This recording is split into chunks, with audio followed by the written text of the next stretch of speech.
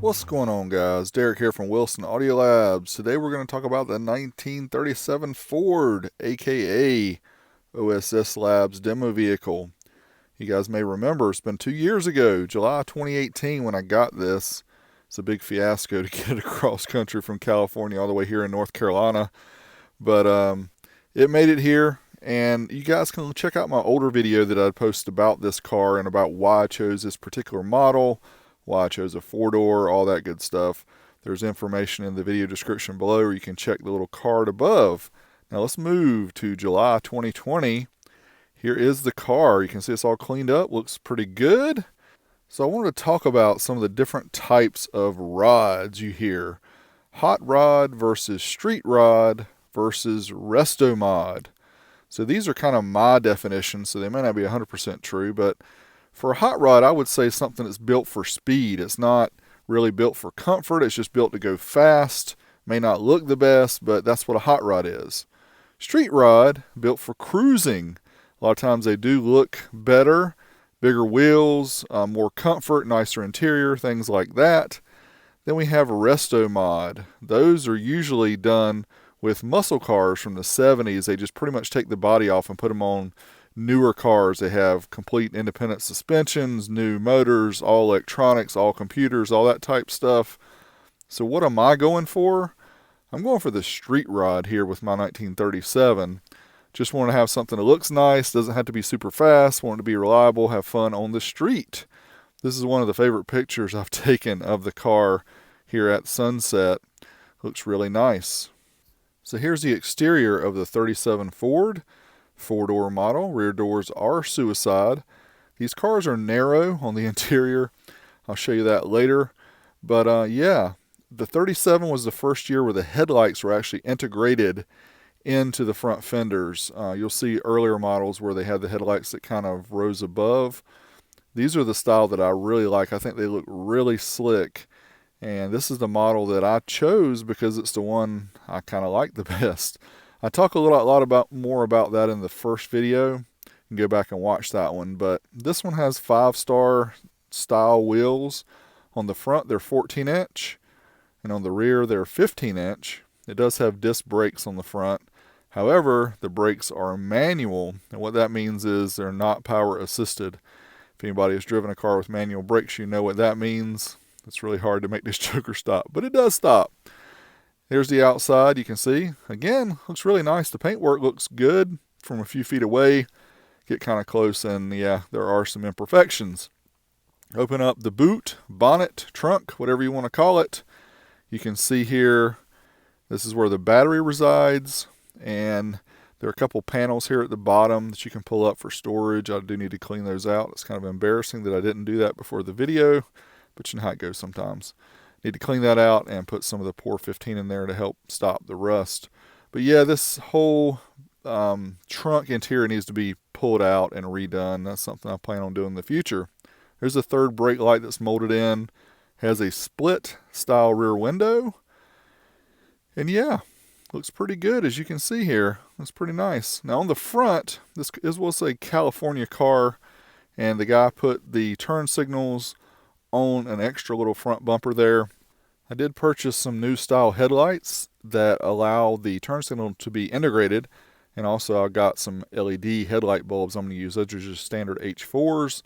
This car has been upgraded to a 12-volt system, and you can see here with the suspension, the leaf springs on the front have been flipped over to give it a lowered stance, and you can see that bolt and nut that's sticking out there in the suspension is really close to the ground. It's only about 2.5 inches off the ground. Now, the way you open up the hood is you turn the hood ornament to the left and take a look here at the engine and see what's going on. Here it is, a 5.0, what some people call it. It's a 302 Windsor from the early 80s, and this was prior to fuel injection, so it does have a carburetor, and we'll talk about that here in a minute. Actually upgraded with an Edelbrock system. We got a dual plane intake, 600 CFM carburetor, and all the accessories that go with it to kind of spice it up. And it actually had an electronic choke too that helps when you start it up. Don't have to use a manual choke. I know some people might have seen it said 500 CFM, but it's actually 600 CFM, which is confirmed here by Edelbrock. It has a mirror there on the firewall, so it kind of shows off the engine. And yes, we did have the old wiring gutted. I had a friend mechanic do this, pulled it out, we put a painless wiring kit in, made the wiring much cleaner for moving forward. Here I'll show you the way the doors operate and the rear suicide door. And then I'll show you a little bit of the interior. This is the mohair style seats. These are like the original ones from the 30s. Whoever redid the interior, I guess, wanted to kind of keep it looking factory, I guess.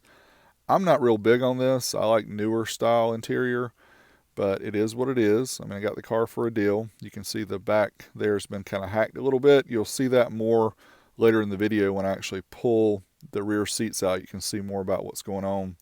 Headliner, saggy a little bit. Not the best interior job I've ever seen by far, but it does cover everything up. And the seats, yeah, the springs, the cushion, pretty much everything is worn out. These are old. They are bench seats, as you can see. The door cards here, very basic, just same style, mohair style covering on those. And here is, you can see there's a low car shifter that I just went by. You can see the back side of the firewall. And yeah, there's the interior. It's pretty basic. Yeah, it was cleaned up drastically when we got the painless wiring kit put in. Looks so much nicer. And classic instrument gauges. Here is RPMs and the speedo. And up top we've got some additional gauges, and there's a center speaker there that's missing, but we have water temperature, fuel gauge, stuff like that. And on the far right side we also have a single windshield wiper. Now, this car doesn't have air conditioning, heat, anything like that, so if you want to let some cool air in, yeah, you can use this little convertible style window here, turn it out, and let the cool air come. Now, the problem is if you're riding around in the summertime, there's bugs. Yeah, you can imagine you might want to do the Chris fix and ride around with the helmet on. But also underneath the dash, there's this little lever that you can push, and it allows more cool air to come in through the front, kind of like a little interior hood scoop. That's kind of cool. But here's a different shot of the interior with Big Dummy sitting there. And yeah, so let's see what it sounds like.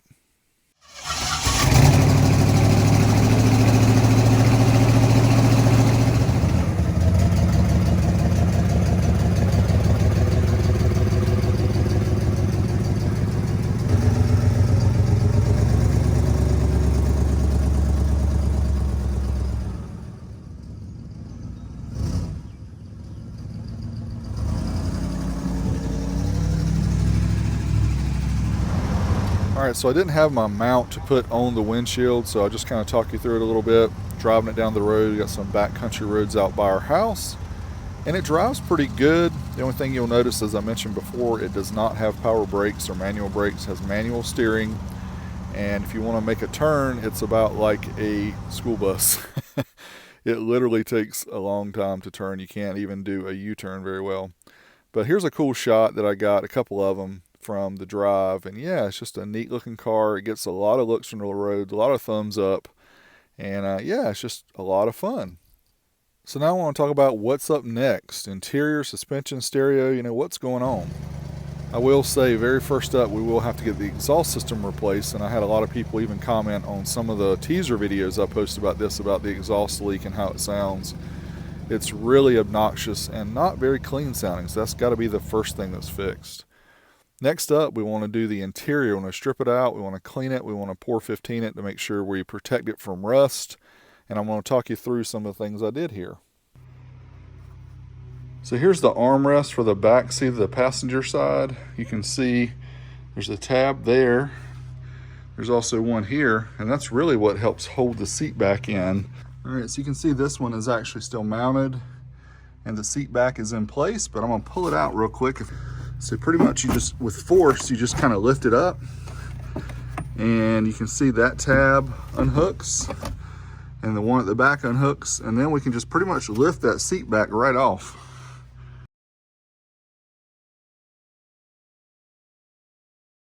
All right, so here's the back part of the seat. You can see the burlap, and this looks like the original springs. They are horribly, horribly old. Here is the rear seat out. You can see the cross member there, and this is the panel that goes into the trunk. Here's the seat bottom. Looks like it's got some rust I'm gonna have to take care of. And the seat belts that were put in, obviously aftermarket, 1937, they didn't have seat belts. And yep, we got some zip ties down here. I'm assuming that was for helping them run the wires. Kind of a shoddy job here. I see a piece of wood there behind that one. But yeah, we're gonna have to do some work here to fix this joker up. It looks like this panel is just literally sitting up here. So we'll take these Sparkomatic speakers out of the back, and yeah, you can see it's just a piece of chipboard across the back panel. And that's where the bass pump, the acoustic bass pump, was sitting that was never actually hooked up. So let's get this back shelf pulled out. All right, so we got the back shelf here pulled out with the speakers, the fat Sparkomatic 6x9s. You can see somebody hacked up this rear deck pretty bad, cutting it all up to put speakers in, and did not do a very good job of supporting it. So my main purpose of doing this was just to check and see how it was to pull out the interior, and also to check, make sure the floorboard wasn't completely rusted. Most of it looks like surface rust, which we can cover up with POR 15. We will do that in the near future. All right guys, so there's the update on the 1937 Ford. I have not stripped the interior yet and done the POR 15. I need to do that. That's kind of one of the next steps, other than having the exhaust system done. But I'm kind of at a point right now, unfortunately, where I can drive it, I can have fun. So that's what I've been doing. Just been hanging out, and thought about putting a simple system in here just to give me something to listen to as I'm driving around. And I will probably do that before taking the next step. Because a lot of times in a project, you know, you get to a point where the next step is a big step. And with this one, yeah, I start pulling out the interior, kind of getting to the point of no return when I start doing all that. So I wanted to enjoy it a little bit over the summer, maybe start in the fall, pulling out the interior and all that. But I do want to get the exhaust system fixed before then, because it's just really annoying. It sounds like it's got a big, huge exhaust leak, probably at the headers, but the rest of the system just doesn't sound good. It doesn't have the good throaty sound. It's just raspy. It sounds like an 80s Hyundai that's got a hole in the manifold. So don't want that. But anyway, just want to give you guys an update. Hope you appreciated it. Hope you liked it. Hope you dig my car. I'm digging it. So we'll see how it goes. Big D coming up to you soon. Till next time, you know where I'm at. Not in there. I'm out of here.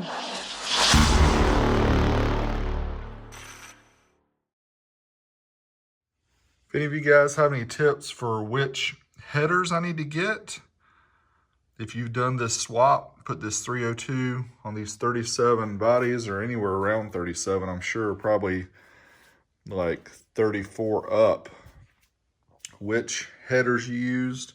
If you could let me know, that would be helpful. I'm gonna actually get it to a muffler shop, but any additional information I have before I get it to them would be good.